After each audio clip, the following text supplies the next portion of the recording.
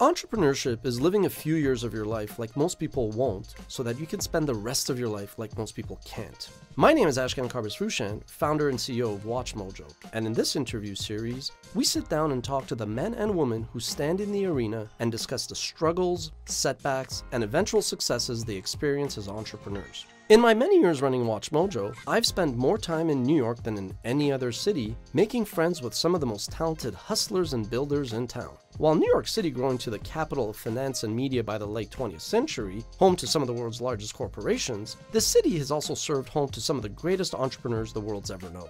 Indeed, in the 21st century, in the wake of back-to-back shocks to the financial world, Manhattan has seen a slow but steady shift back to its entrepreneurial roots, showcasing the vision, drive, execution, and persistence required to succeed.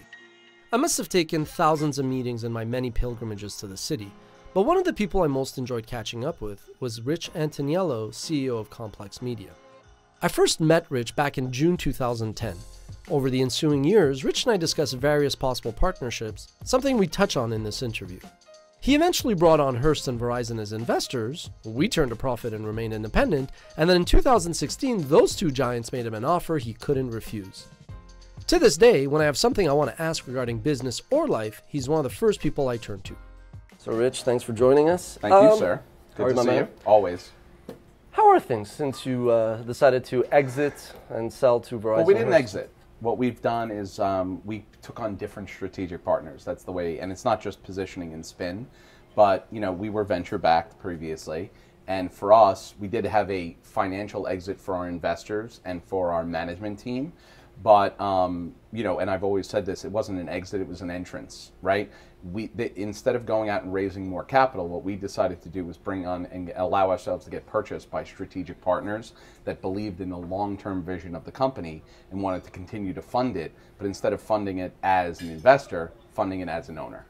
Now, when you first described it to me, you said by doing that deal, you took winter off the table. That's right. Which I loved. Good memory, by the way. I have a very good memory. So nowadays, you're seeing winter. You're seeing a lot of these companies. Oh, it's been winter for a while. A lot of people didn't realize they were outside without a jacket on. That's all.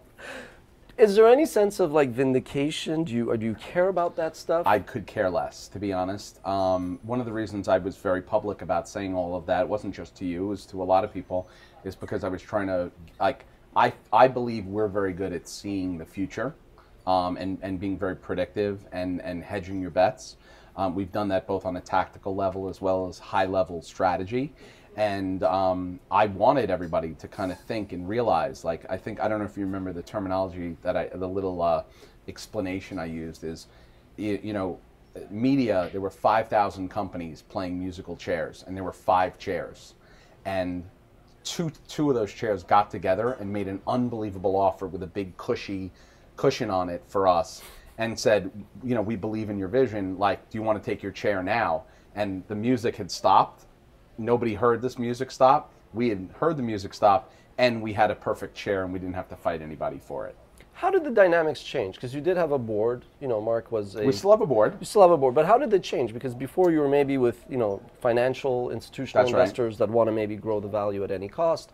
Now you are part of these two, empires. Is there politics of that? Is it just a different kind of politics? Or? It's very different in that, but you have to remember something. When we were, we didn't just sell the company and then now, Verizon and Hearst got together and decided what our future was going to be, and then we had to fit into their individual plays. That's the advantage of a JV. They got together to invest together to use us as an operational platform from a youth culture media perspective because they believed in our vision. And like I said, what we really did is just replace investors with owners. So, and I'm not trying to knock wood, but I mean, on a relative basis, to say that we have a better situation than most, it's because I go out of my way always to make sure that if we're going to get into a situation with somebody, we're crystal clear about what our short, mid, and long-term range plans are. And you have to buy into those in order for us to agree to work with you.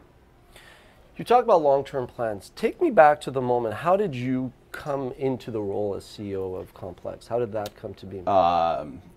Very reluctantly, to be frank. They had just launched the magazine. This was 2002, May of 2002, and I had met Mark Ecko and Seth Gersberg, and I loved the concept of what they were doing. I don't know if you remember, the first issue was Uncle Junior and Nas on one side, and Rosario Dawson in a schoolgirl outfit on the other, and it was half buyer's guide and half content, and it was basically all of this will sound very duh now, but it was in my viewpoint this culmination of kind of convergence culture, well ahead of anybody else. And they had a good concept, but it wasn't very evident in the execution, both from a quality perspective or kind of coming through on that vision. And I had an opportunity to meet those guys. We didn't have as eloquent of a conversation as that. It was more of yelling and screaming at each other about what was right and what was wrong. And I had a 3.5-hour meeting with Seth Gersberg, and we just screamed at each other about things. And he was like, okay, and shows up at my apartment the next day and goes, listen, I loved everything you had to say, and we don't know how to fix anything or how to do this right, so why don't you come on and do it for us?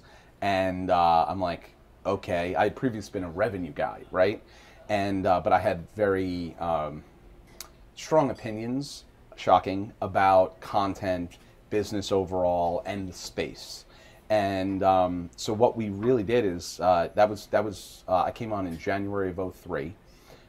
Within 3.5 years, we broke even with the magazine, which I don't know if you know much about publishing, but other than you don't want to be in that business, and which was unbelievable. We used the leverage of the Ecko brand, a lot of the retail locations, the actual merchandise itself with hang tags and other things like that, which took a lot of cost structure out of us.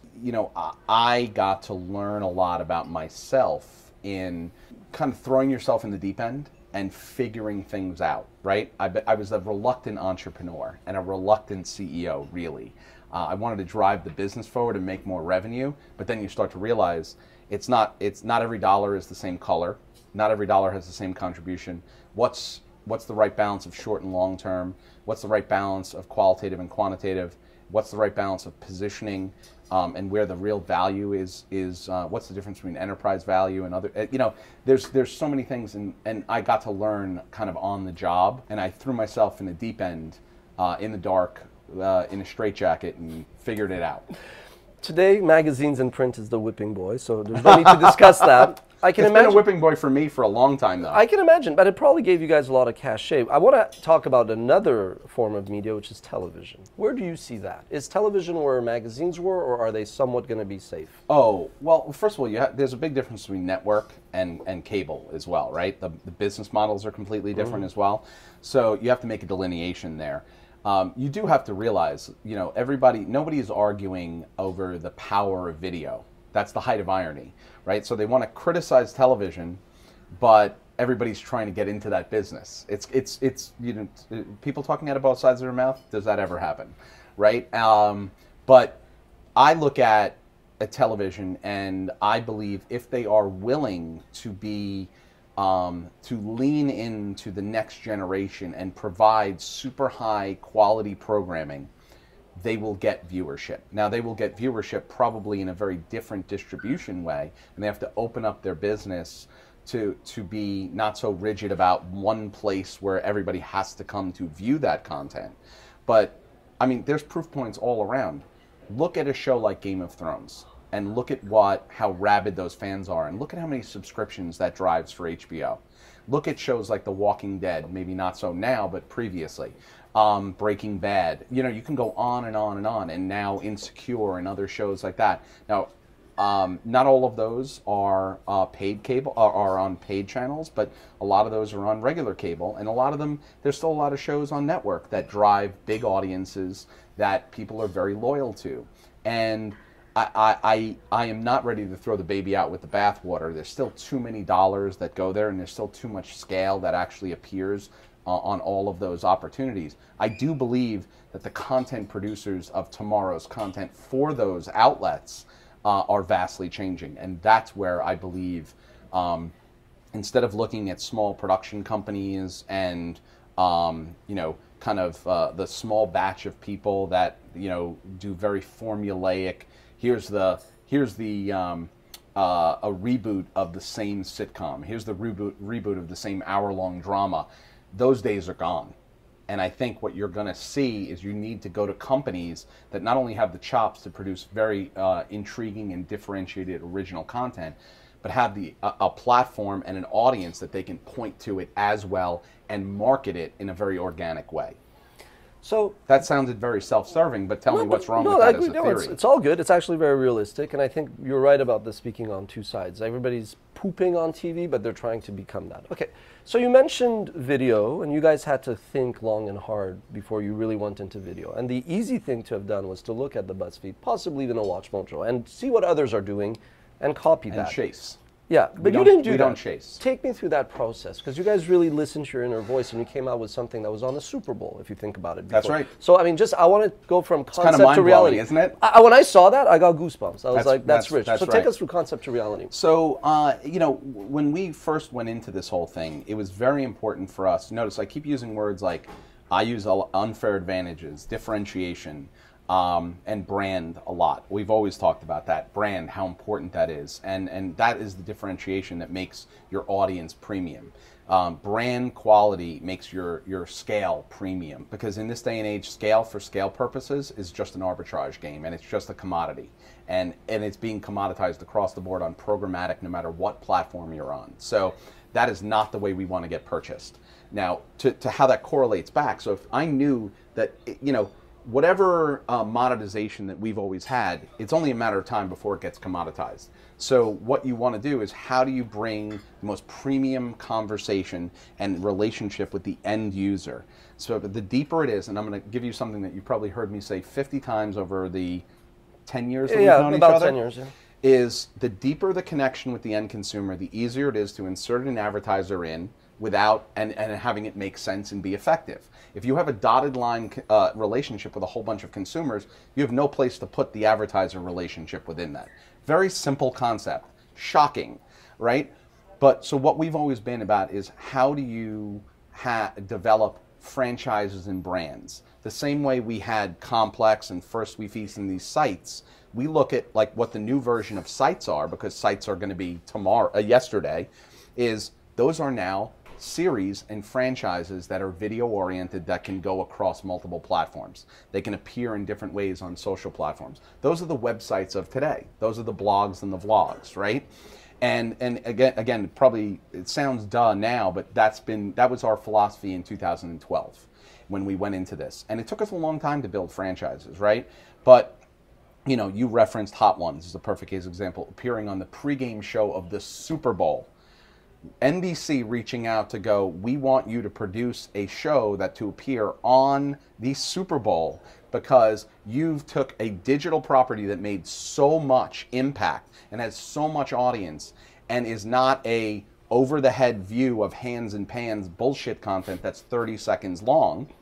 No, what are you referencing? No shots to people, right? No. I mean, but I mean, what value is that? There's no library value to that. There's no long-term real value. It's a whole bunch of view counts that are really optics based. In my viewpoint, I'd rather have a real deep connection that something means to the end consumer, and they're searching out our content.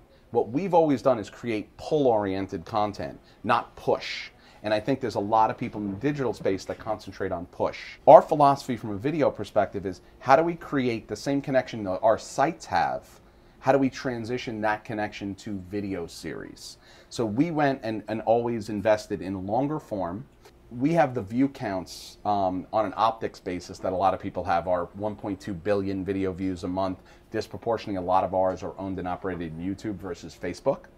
Thank God. But we have those view counts in the scale of a lot of other competitors from a digital perspective, but most of their content is 30 to 45 seconds long. Our average content is 18 minutes and 43 seconds long, with completion rates over 78%. The amount of minutes that people are consuming, and the meaningful nature of that, and the fact that Hot Ones comes out or Sneaker Shopping comes out, and in a 7-day cume, and I'm going to use television speak, is in a 7-day cume, they will get anywhere between 5 and 15 million views in the first 7 days. There's not a cable program in the world that is getting that level of that. So if you really think about what we've built is, we've built a linear cable channel that happens right now to be disproportionately distributed on digital, not a digital publisher who's trying to find homes and panicking. We had a real long-term strategy, built out this linear cable channel that is very verticalized around all of the passion points that we own. And now we're thinking about distribution from a strength and a leverage perspective because of the size of the audience. Sneaker shopping went 1-for-1. It's usually about 11 minutes long. We put 2 of them together, and they are now broadcast after Knick games on MSG. The Fuse relationship, where we have an hour-and-a-half block on Fuse. A lot of that is content that is already being produced. Hot Ones, Sneaker Shopping, Life at Complex, those are amalgamations. That is digital content that doesn't need to be repackaged, re-edited, built, and built differently for TV. All of our content is built for every platform on a premium nature from day one. And that's a very differentiated approach. Yeah, and it's the right approach. And it's almost like hearing myself, watch time and all that. We don't do 18 minutes. It's 6-minute average, and the average clip is 10 minutes. You have currently a very different, your distribution is not as diverse as ours yet. That will change as you change. That length will change. Yeah, Believe me, it has to. It has to, no, absolutely. You got to change and innovate, otherwise you die. So you mentioned the word reluctant entrepreneur, which is how I've described myself. So tell me, what does that word mean to you? When was the first time you heard the word entrepreneur? I mean, you know what? It's funny. I didn't hear it a lot growing up. Not where I came from, and not even from a college perspective. That was an aberration of aberrations when I was coming up, and it was more about getting a big opportunity, never building your own business. That was just not in the vernacular. I wasn't exposed to a lot of people like that. And then when I got the opportunity to run my own thing and really kind of go for it, I will tell you, I might have been reluctant going into it, but to say I embraced it and got excited about it was the understatement of the year.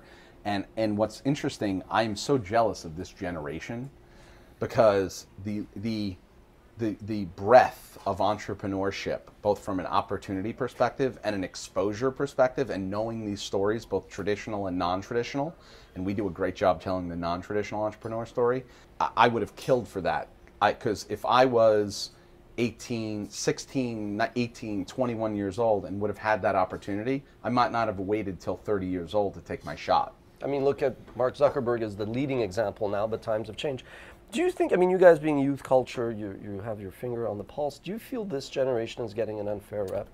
Or is it, like from what standpoint? Well, like generally that millennials are lazy or like they don't work hard. And is that kind of like, is that I think they work differently. That a lot of the criticism is coming from a generation that was about FaceTime and card punching, right? Like hours at the office and other things like that.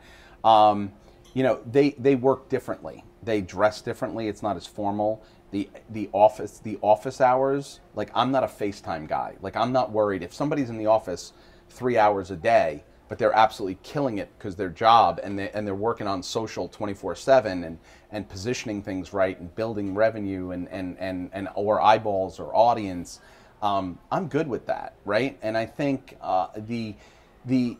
you always get criticisms and finger pointing when there's genre clashes, right? And I think I believe a lot of it is honestly jealousy because I do wish, I don't know if you remember your first jobs, but when I first started at Saatchi when I was 21 years old, it was a clock punch and a FaceTime job. I wish that wasn't the case. I mean, if I had a chance to start over and I could be in the office and come in later and leave early, but like get my job done, it's just we had to be there in order to actually work because we didn't have cell phones, we didn't have Wi-Fi, we didn't have those things. And I think a lot of that is, it's unfair because I think these kids work more than anybody else, really. I think they're connected more. And what is also defined as work, the line, because of the nature of being connected 24/7 is blurred.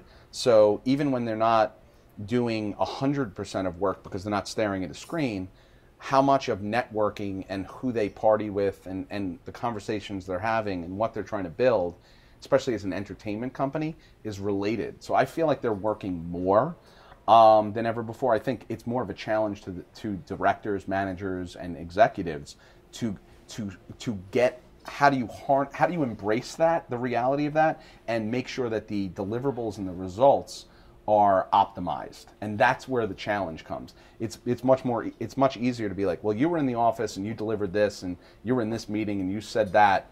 Okay, well, what impact did the right person they met at a new music concert happen, and now all of a sudden that artist became part of our label, and now we're distributing that music, and it's like, what if that person wasn't there and they were in the office grinding away?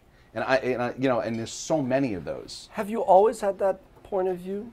You know, because it's very refreshing. If you're like your recruiting now is off the chart. Like people watching, they're like, I want to go work for this guy. As you know me, I'm a very results-oriented person. I'm pretty loose and creative about my own self because I think about this business 24/7. So I take a lot of mental health days, not that I'm not working, but I work from home, right? A lot of times there's Fridays where I'm in the office an hour or two. I'm still probably pulling 13, 14 hours worth of work, but I'm doing it in different places. That's always been the case. It's the way it works for me. So not that I'm trying to extrapolate that out over other people, but I'm trying to be as open-minded about it as absolutely possible. And here's the other thing is, if that is the reality of the way, if a greater preponderance of the people under 30 years old put quality of life and flexibility at the forefront of that, so do you want to just fight that fight? Do you want to be running uphill all the time? Or do you want to run downhill and turn the page? And leverage it. And leverage it, right, and take advantage of it. And I think it's one of the reasons why we have such a good staff. When we started, I would tell my colleagues, I'm like, guys, don't show up on a weekend to be like, I was here on a weekend. If you literally have a project, there's a deadline, get it done. But balance is key, right. You know? Given everything that's happened in the world of media and entertainment, I couldn't help but ask him about the Me Too and Time's Up movements. You know, you do see a lot of companies and the usual suspects pop up. Complex has not really been one of those names that has come up. Do you have good non-disclosure agreements, or is that legitimately not a part of your culture? First of all, if you're policing that through NDAs, then you have a bigger problem than you think, number one. Because it's not about policing that, it's about creating a culture where people feel comfortable. You can't make it perfect all the time. You know, we've discussed this directly and indirectly over the years. I mean, you know, the whole nature of what Complex is, even the tone of all of our content is very inclusive. You know, we uncover and tell stories about really cool things that a lot of people don't know. But instead of being like, ha ha, you should be afraid of us or make fun of you, it's always from a very discovery open, inclusive way versus a lot of other youth media companies. There's a lot of other youth media companies that are very exclusive and very negative. We're very positive and very inclusive. The only way to create that type of content is have a staff that actually feels the same way, right? So it's pervasive in every aspect of the business. So for us, I think it's one of the reasons why we are a very diverse company from a multicultural perspective, from a gender perspective. I mean, I believe, you know, we're a male-driven media company. I think we're approaching 40% female staff. And that's across all facets of the business. My CFO is a woman, my general counsel is a woman, and we have lots of other plays. I can just imagine any counsel working with you. Can I tell you something? Thank God she came from Scripps, okay. And so fairly conservative organization. Fairly conservative, but honestly, but from an entertainment place, so you have to be very creative, right? Yeah. So I'm very creative about a lot of things, and it's a lot of fun. But you know, but getting back to the diversity, not just the female side, but I mean, if you really took a snapshot, you've walked through my office 50 times. If you went and did the makeup of the top 20 markets from a Census Bureau perspective, we're probably the media company that mirrors that the most out there. And I think that's another reason where we don't hire by quotas. We don't hire by with an initiative other than creating the best in class youth culture content. And it's a very for us by us model, and organically we solve a lot of problems by doing it that way. Two-parter. Do you think that the changes that we're seeing where women are saying enough's enough, and even men, like for us, frankly, like half of us are surprised when this stuff happens. The other half maybe like, you know, has surprised and angered. I mean, yeah. I'm angered about it, to be really frank. Like, I mean, not just as a father of two daughters, but as a guy who, my whole life in this whole business, and we've talked about pride and what we're proud of. It's amazing what we've accomplished as a business, but the people that we've put on that would not normally get chances, whether it's for not the right education, not the right resume, didn't come from the right place, not a very polished person, doesn't have that experience, like, you know, the cast of characters that we've given opportunities to, and I don't just mean low level, I mean big opportunities and fed, all that. That is the thing that I'm most proud of, and that is a big thing for me. I have a chip on my shoulder about where I grew up. I'm a public school kid from Brooklyn, who normally wouldn't have gotten a lot of opportunities.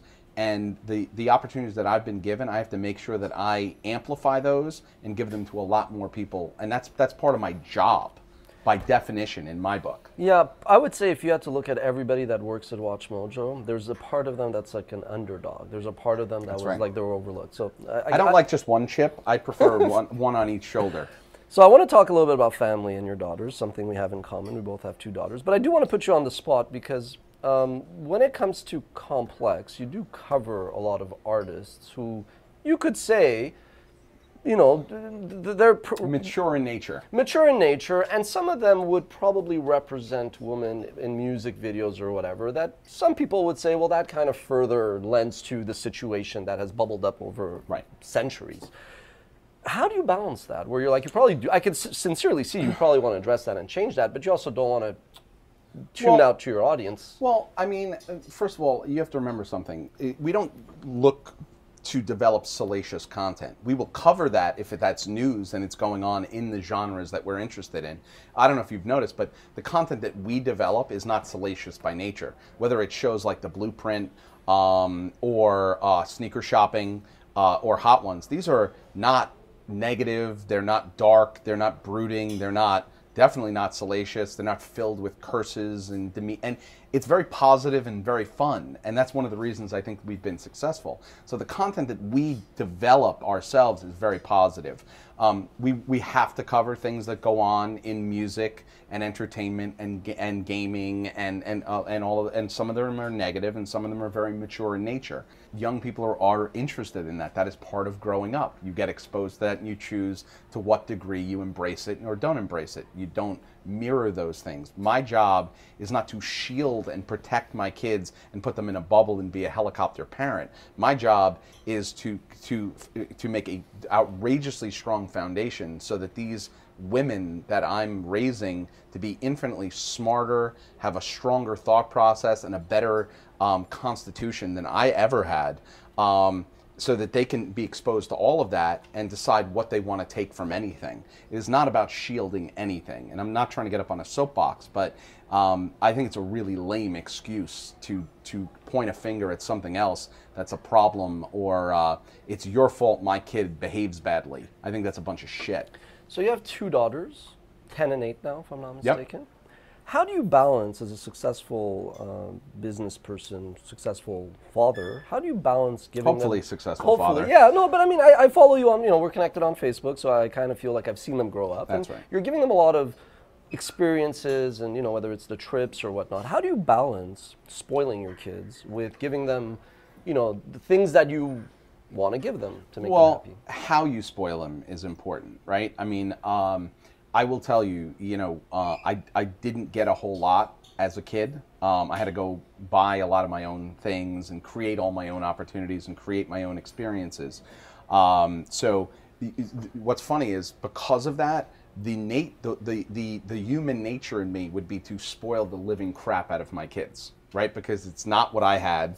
So I want to go the other way and make sure that they have the exact opposite experience.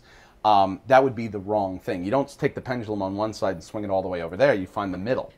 And so how you spoil them is the thing. I want to spoil the hell out of my kids from an exposure perspective, from an experience perspective. That is tremendously important for me. It's something I didn't have. And I mean, I'm hardly going to call myself mature now, but I didn't mature a lot.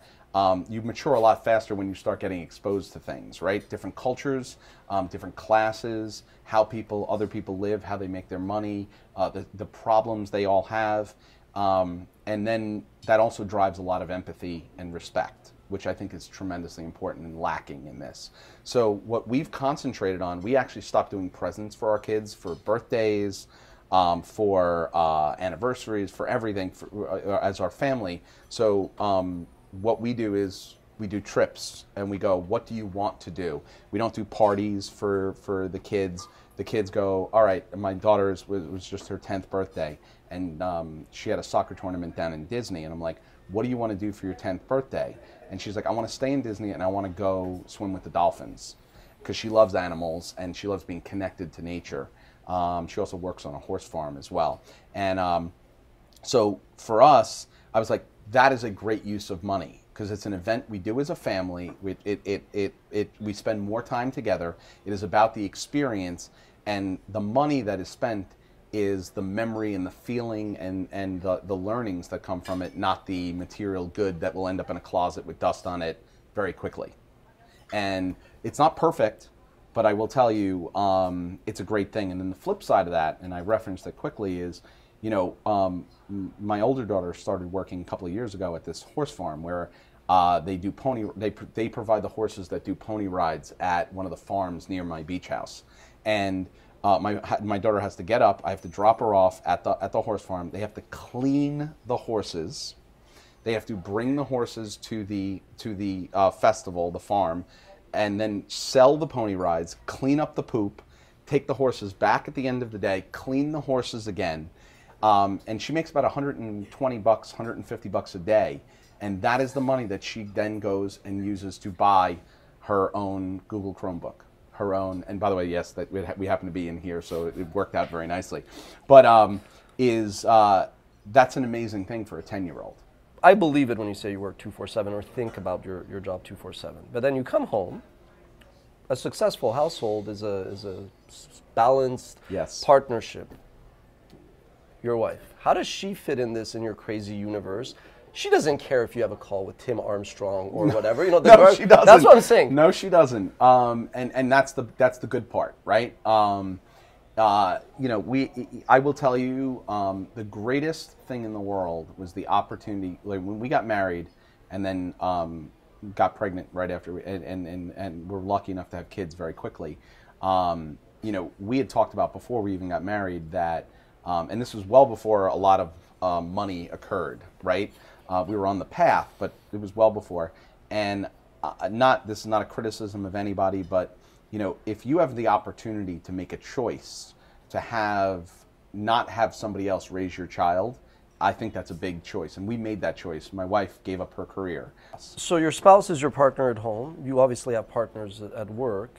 How would they describe working with Rich as like, you know, the executive team? I'm going to ask you afterwards about your team, your staff. But first, the guys who are in that boardroom with you. I think a lot of them, you know, I am who I am, right? I don't really change.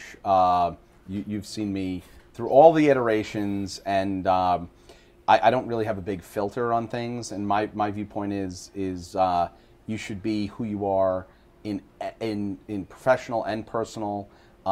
You can't be one type of man and another type of CEO, in my viewpoint. I think you have to be who you are. And I will always put respect and empathy first. And, you know, I am a lot. I have very high expectations of myself. And then I have still very high expectations of other people. But I will always expect a lot more out of myself to be able to make up for everybody else. If there is a shortcoming or an opportunity or a lack of vision or a lack of ambition or a lack of capabilities or no matter what. You know, I'm this weird combination of insane ambition with pragmatism, discipline, and a measured approach. It's maddening for me, but it's been very good for my family and it's been very good for the business. And, you know, I'm a little crazy, I'm a little loud. And I will always push people to get better, so it's a little exhausting. But you know, you can't win in this arena that we play in. I think any business sector right now changes and iterates so fast, and then media is just compounding effect of that. So, you know, there is no perfect anything, and the point of diminishing returns is very fast. So, instead of being first or best, I want to be early and better, a combination of that. So I push people every single day for that, and I'm sure they want to kill me for it, but it's why we sit where we sit. What would your staff say, the guys who report to you? What's the worst thing they would say about you, and what's the best thing they'd say about you? I would hope they would say that I'm tremendously supportive. I give people a lot of opportunity. I give them a lot of leeway also. I don't tell people, I try not to be directive oriented, right? I try and give people the opportunity to be like, here's what we're trying to achieve from an objective perspective. Here's directionally how I think we should go about it. How do you get the specifics in order to get there? Because you're more of the vertical expert than I am. And that's a part of that respect and empathy, to give people the opportunity to do it their way. I do have very high expectations. I set very aggressive goals, short and long term. I expect us to win. And, you know, I've said this to you before, that the media space is very ambiguous. So ambiguity, there's two sides of ambiguity. Weak people use ambiguity as an excuse to fail. Strong people go, there's a million different ways to win, and I'm going to take advantage of that ambiguity. The problem is that's not 50-50. It's about 85-15. And I try and be in the 15 all the time with my team. And it's hard. But I have very high expectations. When you push yourself and you push others, we rarely talk about it, and we do so more and more. Mental state of mind comes up. And when Ian Schaefer decided to resign or walk away, you know, on Twitter you posted a couple comments, and I reached out to you, you know, talked about stress. God knows I went through a period where I had my own issues, but Yep. Let's talk about that a little bit. Like, how do you balance, frankly, not losing your mind and staying sane? You know, I would lie if I said that I don't. I mean, you do. You lose your mind.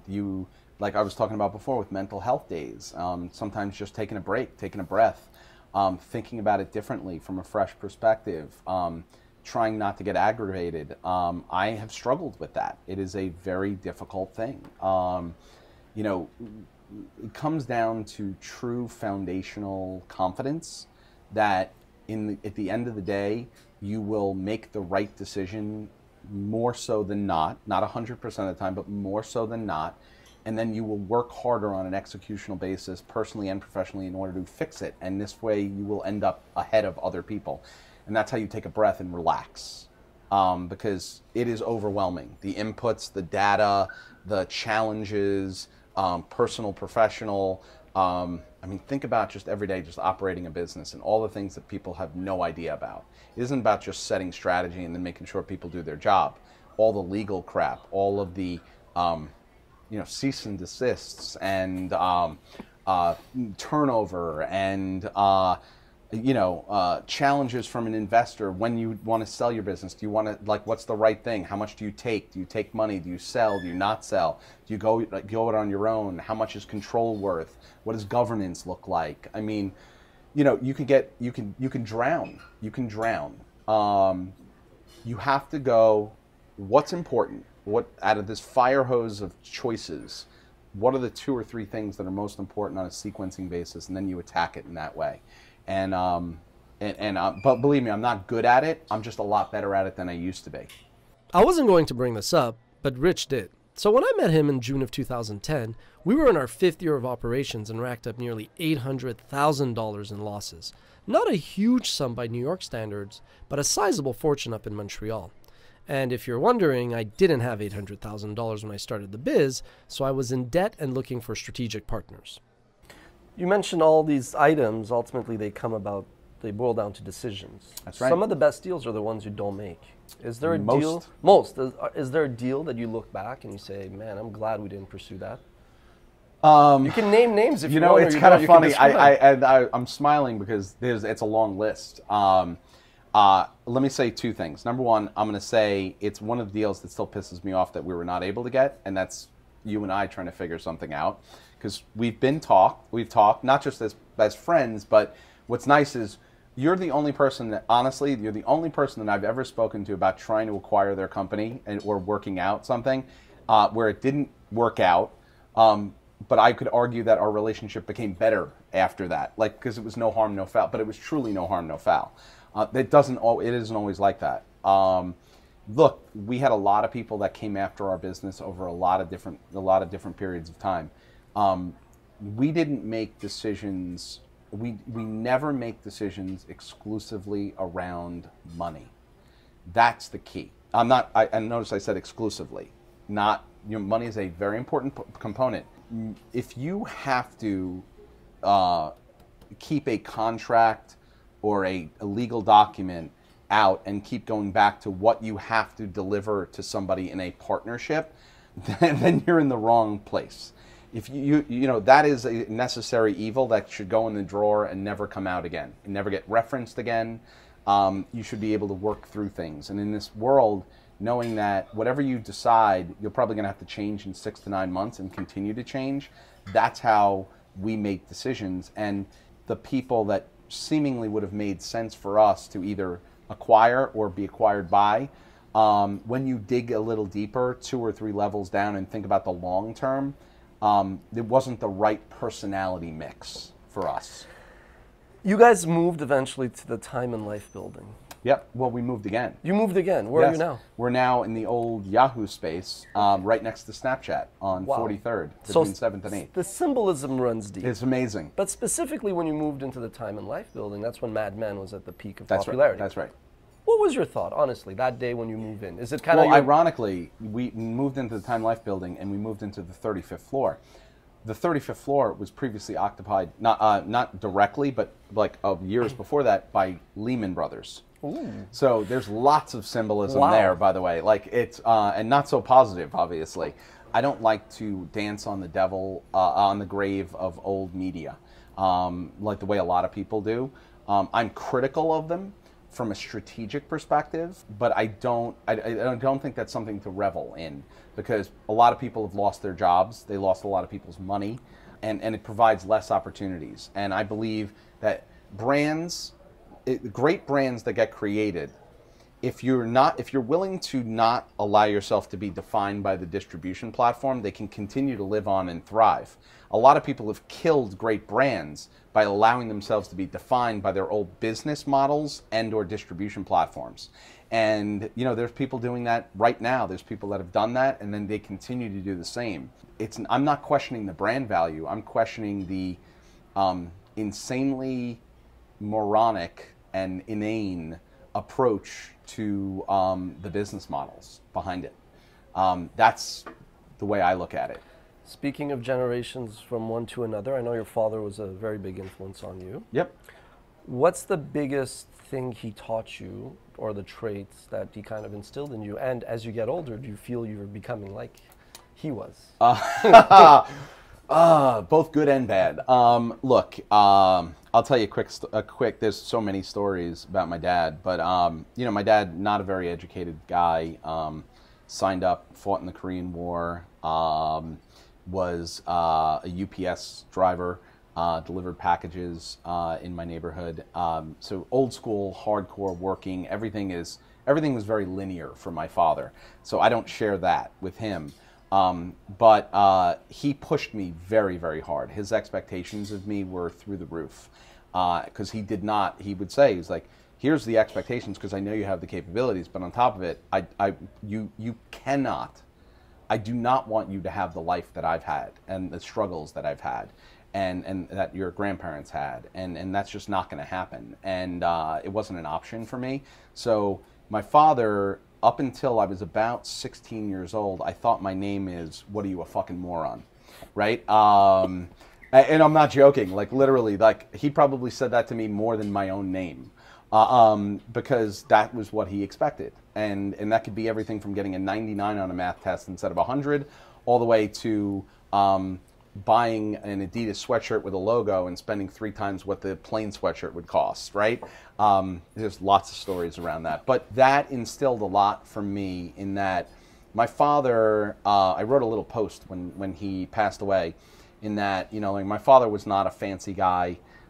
He wasn't that smart, but he was crafty. He didn't have a lot of money, but he was incredibly generous. And at the end of the day, for my father, there was no cheating. There was no shortcuts. There's no bullshit. You do everything the right way, whether or not somebody's looking. And that's how you treat people. That's how you build a business. That's how no matter what you're doing, you do it the right way. And I'd like to think that It's probably made my life a little harder, but that's something that, to me, that's me carrying the torch on his behalf. I'm trying not to get emotional. I know. But that's me carrying that torch and doing it the right way, not just for me and my family, but the respect and empathy that you give to everybody in doing it that way. And that's a big thing for me. I read that post when you posted it, and I think a lot of people, thought it was very, very nice thing to say. So you mentioned your grandparents. Obviously, America's a country of immigrants. And Yep. What do you think about the current political environment? Like, well, as somebody who has not, a lot of my family has not been here a long time, right? I'm half Swedish, half Italian. Both came over, both big families, and my parents were my father was significantly older. My mom is significantly older than I am. So a very old school approach. I know how hard both of those sides of my family worked, and it is amazing to me. But part of that is not the thing that is not part of the vernacular and the conversation is how hard immigrants work here. And I don't just mean hours. I mean the choices they make. The thing that is amazing and that is baffling to me, and I see it all the time, and I'm not trying to criticize some of my friends and what but they make a lot more choices for themselves than they make for their kids. One of the reasons why an entire generation of immigrants now kind of run and impact this country is because they put their kids and the opportunities for those kids above anything for themselves ever. And I know both of my parents did that for me. And I know that it is amazing what a lot of Asian American communities do for their children. It is amazing what all communities do. Parents, single moms working 2 jobs just so their kid can actually play sports rather than having to work.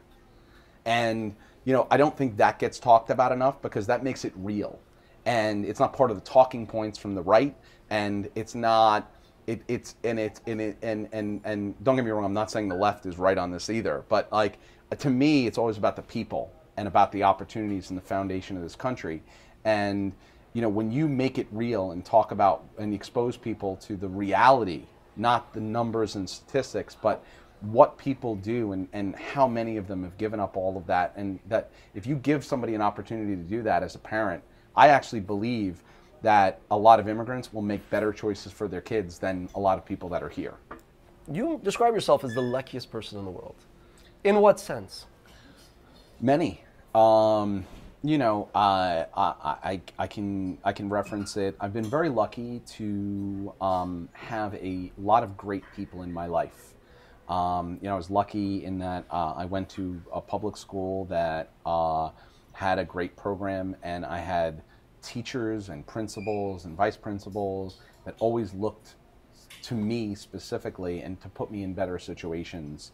That's an aberration of aberrations. All these things, I've gotten very lucky when I was a kid. I shouldn't have probably had the opportunity to break out of where I broke out of. People that I've met in my life have always been very kind to me. My friends, I've had a lot of lifelong friends. My wife is amazing. Her family is amazing. My in-laws, my parents, good and bad, but it's amazing what they instilled. And honestly, also the opportunities on a professional basis.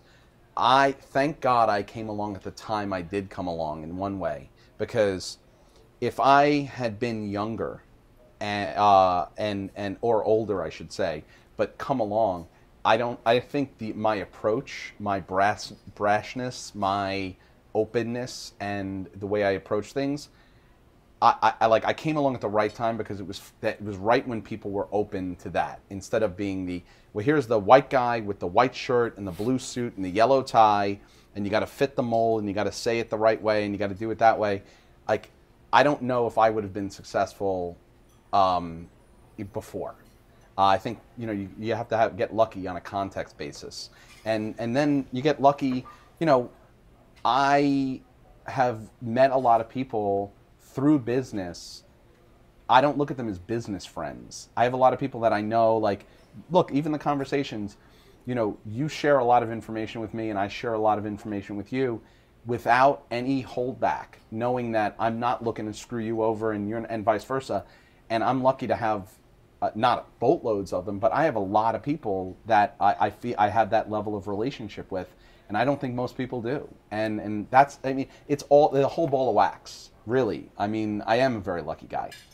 Final question: in 3 years, 5 years, 10 years, whatever timeline in the future, what do you see Complex? Where do you see it going? Where would you like it to go? You know, I kind of alluded to it before.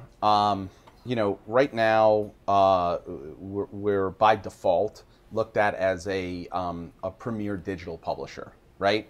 I don't look at us as that at all. I think the important thing that I think about is right now we are the ultimate youth culture brand that creates the best content in the world, platform agnostic, that right now disproportionately distributes that content digitally, but the spokes, our distribution and our revenue streams will be more diversified than anyone has ever seen before on a multi-brand basis, and that the power of the brand and the audience on a cumulative basis will be unlike what anybody's ever seen. We will just get there very differently than the way anybody's been constructed before. That to me is where we're going to be, and that will be in there in 3 years.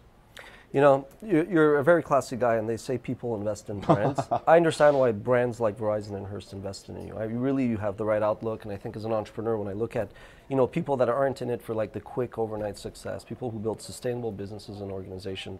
And by the way, that's a really interesting point. It's something I didn't say earlier. That was a big part of the Verizon Hearst thing. It wasn't just big stable companies with big backing, right? It was the people there really not just believed in my vision and our vision. The way they went about it, it was real.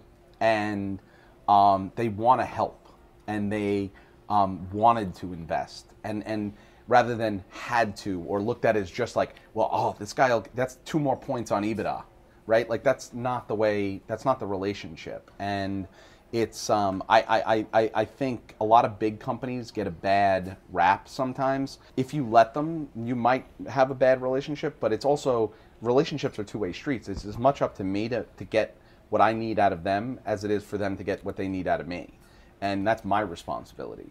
I actually think a lot of big companies get a bad rap, personally. Thank you, Rich. Thank you.